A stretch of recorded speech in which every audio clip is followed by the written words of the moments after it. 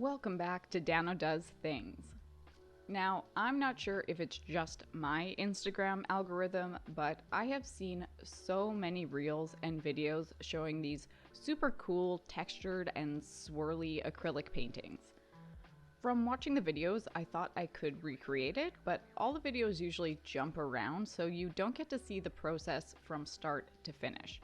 So I thought I would lead by example and show you all how to make these awesome geode-like paintings from start to finish. For supplies, you will need a canvas. I chose this nice round one to complement the curves of the painting.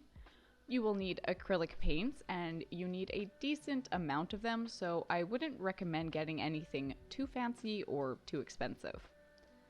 You'll need your classic painting supplies, brushes for mixing paint, something to mix paint on, a paint rag or paper towel, and some water. And for the actual painting, you will need a large, square, tougher bristle brush, more like the ones you get for painting walls than from the art store. The longest part of this process will be picking and choosing your paint colors. Since all the colors will be blended together to some degree, you need to give it a little extra thought. Though tons of rainbow colors may look good in your head, you have to keep the principles of color mixing in mind. If you're suddenly mixing blues and greens and yellows and reds together, you're liable to get a dull, ruddy gray or brown.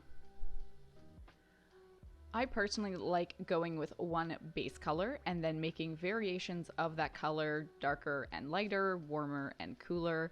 For this one, I'm using purple, using the violet acrylic paint that came in the tube, which I tinted with white to various degrees, as well as a combination of red and blue to get different tones of purple.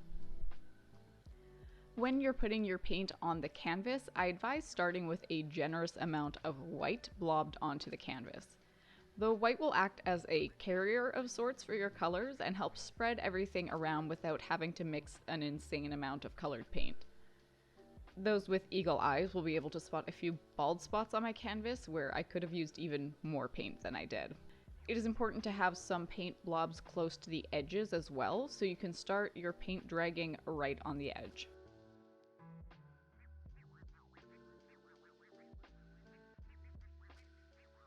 Now it is time to swirl. Hold your brush fairly vertically and take your time making swirls and twirls.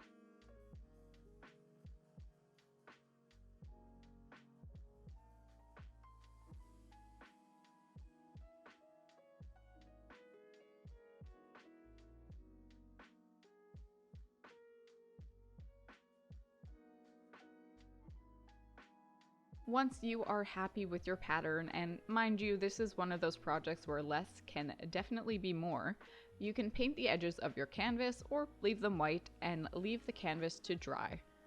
It may take some time as the paint can be fairly thick in places, so leave it out of the way until it is fully dry.